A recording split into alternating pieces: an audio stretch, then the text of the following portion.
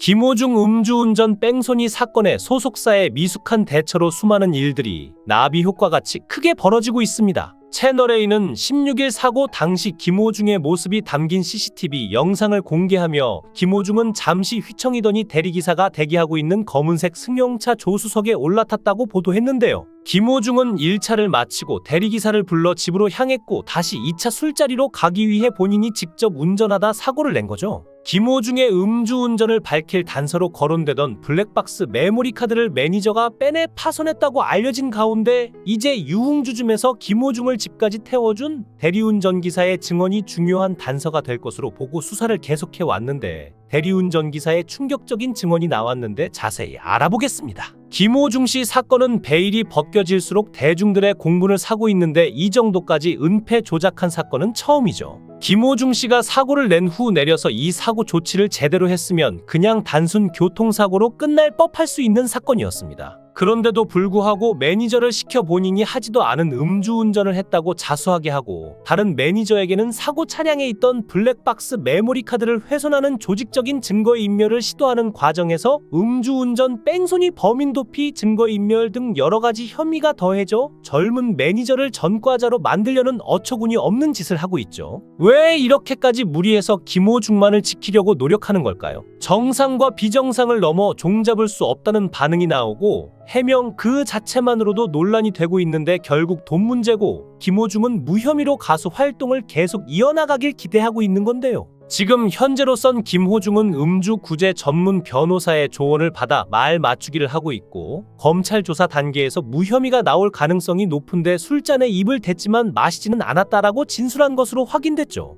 김호중이 왜 이런 말을 했냐면 20년 이상 교통사고를 전담해온 한 유명 변호사는 수사기관이 유흥주점에서 김씨가 술을 마시는 영상을 확보한다 하더라도 김씨가 술을 입에만 머금고 있다가 다시 뱉었다는 식으로 진술한다면 혐의 입증이 쉽지 않다고 하고 수사 단계에서 음주운전 혐의를 적용해도 검찰 단계에서 무혐의가 나오거나 재판 과정에서 무죄가 나올 가능성이 크다고 하는데요. 즉 핵심 증거인멸, 범인 도피교사 등 혐의를 김호중이 벗어날 수 있도록 소속사 입장문 등의 논리가 정교하게 짜여 있다는 것이고 사고 직후 뺑소니를 친 이유가 음주가 아닌 공황 때문이라고 밝힌 데 대해서도 법정에서 무죄를 주장하기 위한 병력 제시로 볼 수 있다는 것이죠. 지금 소속사 대표가 내가 다 지시한 일이라며 김씨를 과잉 보호하려다 생긴 일이라고 변명하는 것은 한 사람에게 책임을 몰아주는 조폭 영화를 보는 기분인데요. 음주를 했다면 팬들에게 양해를 구하고 자숙기간을 가지면 될 텐데 왜 이렇게 수사를 방해하면서 조직적인 은폐를 시도할까? 간이 배 밖으로 나왔다고 할 정도로 어떻게든 법망을 피해가려는 이유는 또 하나 맞물려서 생각할 게 있습니다. 김호중 씨가 이번 주말 다음 주에도 공연이 잡혀 있는데 특히 다음 주 공연만 봐도 23, 24일 월드 유니언 오케스트라 슈퍼 클래식이 열리는데 이게 2만석이 매진이 됐죠. 그런데 확인을 해봤더니 티켓 가격이 장당 19만 원에서 23만 원 정도인데 시야 제한석은 워낙 싸게 팔리니까 그걸 제하고 일반적인 좌석이 이 정도에 팔린다는 건데 관련 매출을 추정해 보자면 50억에 육박하는 엄청난 금액이죠.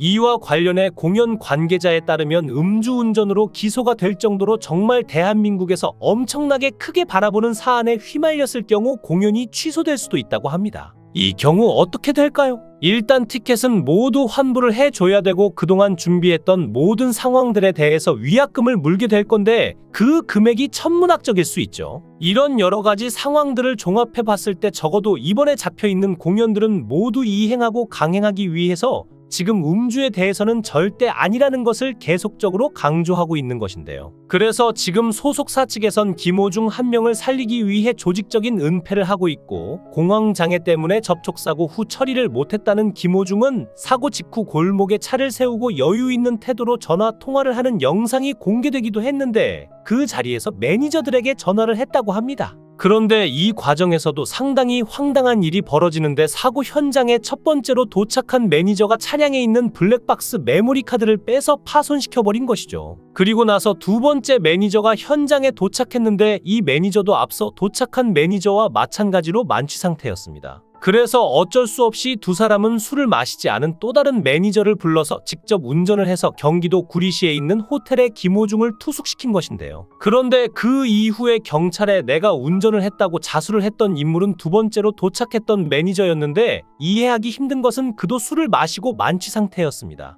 만취 상태였음에도 불구하고 본인이 하지도 않은 음주운전을 했다라고 사실상 시인한 셈인데, 이 매니저 입장에서는 완전히 법적 처벌을 감수하고 경찰서를 찾았던 것이죠. 술집은 갔지만 술을 마시지 않았다, 입에는 댔지만 마시지는 않았다는 말을 고지고대로 믿을 수 있을까요? 김 씨의 매니저가 진실을 규명할 블랙박스 메모리 카드를 빼내 파손한 것은 압권인데, 소속사와 매니저의 살신성인급 감싸기가 눈물겨울 정도인데요. 김호중의 팬카페에는 얼마나 지쳤으면 살다 보면 그럴 수 있다는 글이 올려졌다고 하는데, 본질을 흐리는 궤변이죠. 연예인은 공인이고 사생활을 떠나 양심과 도덕의 관점에서 이 사건을 바라봐야 하는데, 그는 사고 직후인 10일, 12일 콘서트를 강행했습니다. 18, 19일 창원, 6월 1, 2일 김천 등 예정된 스케줄도 일정대로 진행한다고 하는데, 아무리 돈과 찐팬도 중요하다지만 따가운 국민 시선은 느껴지지 않는지요? 수사기관에서는 김호중 씨의 매니저가 고의로 블랙박스 메모리를 훼손하자 결정적인 증거로 보고 압수수색 영장을 청구한 건데, 압수수색을 해서라도 김호중 씨의 음주 사실을 증명해 보이겠다는 강한 의지를 보이고 있고, 그뿐만 아니라 운전자 바꿔치기에 대해 주요 범인 도피 혐의를 적용할 방침이라고 하죠. 그러니까 지금 김호중 씨에 대해 정황상 음주운전을 부인할 수 없는 증거들을 잡으려고 여러 가지 동선도 파악하고 있을 겁니다. 이 차를 타고 어디서부터 시작했고, 술은 어디서 먹었고, 누구와 함께 술을 마셨는지에 대해서도 조사에 들어갈 가능성이 매우 높은데요. 유흥주점에서 집까지 김호중을 태워줬던 대리기사는 수사기관의 조사에서 공황장애인지 아닌지는 알 수 없지만 공연을 앞두고 피곤해 보였고 정신이 없어 보였다고 진술했습니다. 그러면서 떠오르는 한 사람이 있는데 바로 개그맨 이창명인데요.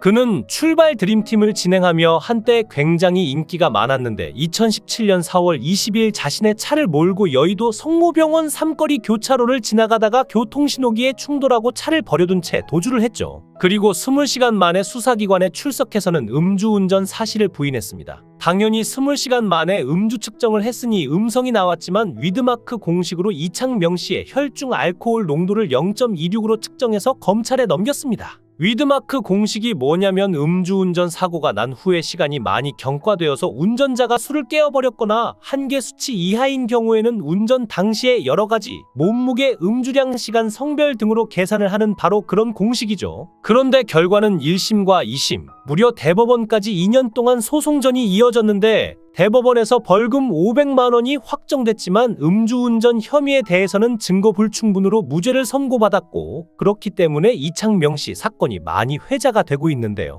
결국 무죄를 확정받았지만 대중들은 이창명 씨를 용서하지 않았는데, 이창명 씨는 사고 이후에 거의 방송활동을 하지 못했고 백수처럼 생활을 했습니다. 그래서 대중들은 김호중 씨도 자숙해야 된다, 여러 가지 혐의가 드러나고 있는 상황에서 명명백백히 의혹이 밝혀지기 전까지는 김호중 씨를 보지 않았으면 좋겠다라는 여론이 팽배하죠. 더구나 사고가 일어난 뒤로 4일이나 지나서야 언론에 보도가 되었는데, 만일 보도가 되지 않았다면 김호중과 소속사는 이 사건이 알려지지 않고 조용히 지나가기를 바랐던 것일까요? 아니나 다를까 김호중은 사고 다음 날인 11일과 12일 사고 사실을 숨기고 경기 고양체육관에서 트로바티 클래식 아레나 투어 2024를 강행했는데, 이건 완전히 대중을 기만한 행동이죠. 또한 이미 사건이 만천하에 드러났음에도 며칠 후 18일과 19일에 예정된 트바로티 클래식 아레나 투어 2024 창원 공연과 23일과 24일에 올림픽 공원에서 예정된 월드 유니온 오케스트라 슈퍼클래식 김호중 앤 프리마돈나 공연도 취소 없이 진행을 하겠다고 하니 그야말로 참으로 개탄을 금하지 않을 수가 없는 상황인데요.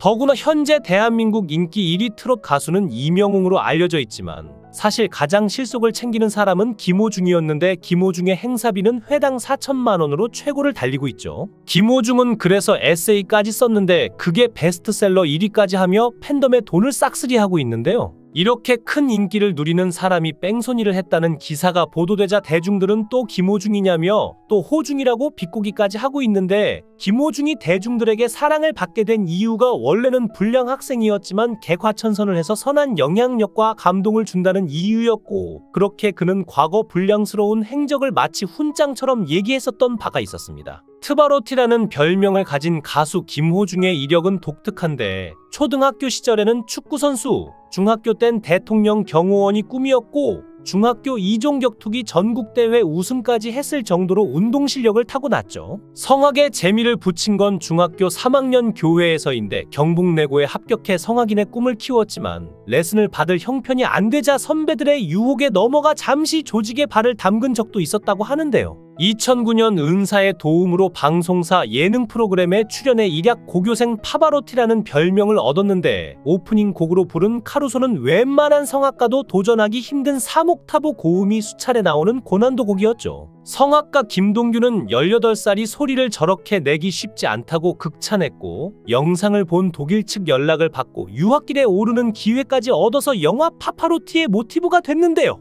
귀국 후 트로트 오디션에 참여한 건 대중적이고 다양한 음악을 하고 싶은 그의 열망 때문이었죠. 바람 잘 날 없는 김호중의 인생은 데뷔 전에도 후에도 여전히 혼란의 연속이지만 논란마다 사실이다 혹은 억울하다는 입장 표명으로 정면 돌파하는 그를 팬들은 굳건한 팬덤으로 응원하고 지지하고 있죠. 비행 청소년에서 성악가로, 무명 가수에서 국민이 사랑하는 트로트 스타로 새롭게 태어난 삶의 굴곡만큼이나 휘몰아치는 이번 논란을 넘기고 그는 어떤 성장을 할지는 좀 더 두고 봐야 알 것 같습니다. 영상을 끝까지 시청해 주시고 귀한 시간 내주셔서 대단히 감사합니다. 구독, 좋아요 꼭 부탁드립니다.